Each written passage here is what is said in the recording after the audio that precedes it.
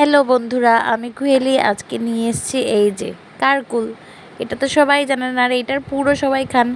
তো আমি পুর বানিয়েই দেখাবো। তো আমি কেমন করে বানাই ওইটা সবাই দেখে নিন।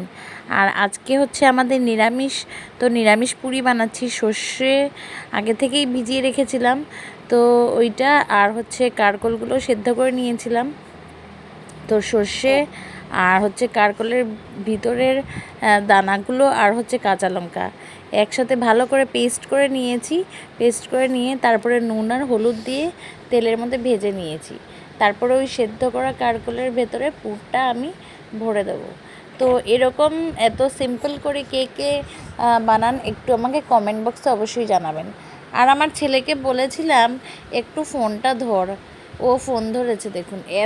তো অনেকেই আমি দেখেছি যে ভেতরের যে বীজগুলো থাকে, দানাগুলো থাকে সেদ্ধ করা, তো ওইগুলোকে আর ইউজ করে না। তো আমি শুধু আর কি সর্ষে বাটা দেয়। তো আমি কি করি, সর্ষের সাথে ওই সেদ্ধ করা বীজগুলোকেও দিয়ে দিই। অনেক টেস্টি লাগে বন্ধুগণ। আর যারা দেয় তারা তো জানবেই। আর সাথে একটু কাঁচা লঙ্কাও দিয়ে দিলাম, খুব টেস্টি হয়। নিরামিষ পুর আমরা এইরকমই খাই। তো অনেকে আবার আলুর দিয়ে পুর বানিয়েও খায়। তো এই যে দেখুন ভর্তি করে নিয়েছি, কি ভাল লাগছে দেখতে। আর এইখানে ব্যাটারটা বানিয়ে নেব আমি। বেসনের মধ্যে একটু কালো জিরে দিয়ে দিলাম, আর হলুদ গুঁড়ো আর নুন দিয়ে দিলাম। এখানে লঙ্কা গুঁড়ো বা কাঁচা লঙ্কা দিলাম না, কারণ অলরেডি আমি যেহেতু পুরের মধ্যে কাঁচা লঙ্কা বাটা দিয়েছি। আর বেসনটাকে জল দিয়ে এমনভাবে মাখবো যাতে বেশি পাতলাও না হয় আর বেশি ঘনও না হয়। এই যে এইরকম হবে ব্যাটারটা। একদম ভালো করে হাতের সাহায্যে ভালো করে গুলে নেব যাতে কোনো দানা না থাকে।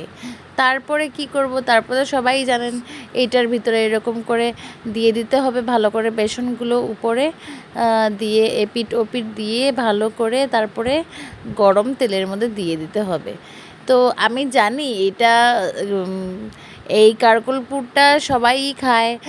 আমার হাজব্যান্ড বেশি নিরামিষ কারকল পুর থেকে ও বেশি ভালোবাসে শীতল দিয়ে বানানো।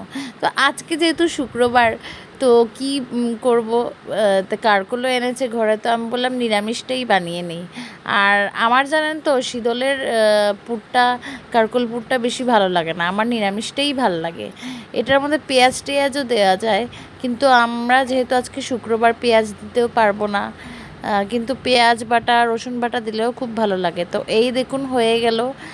কেমন লাগলো অবশ্যই কমেন্ট করে বলবেন, আর একটা লাইক দিয়ে দেবেন।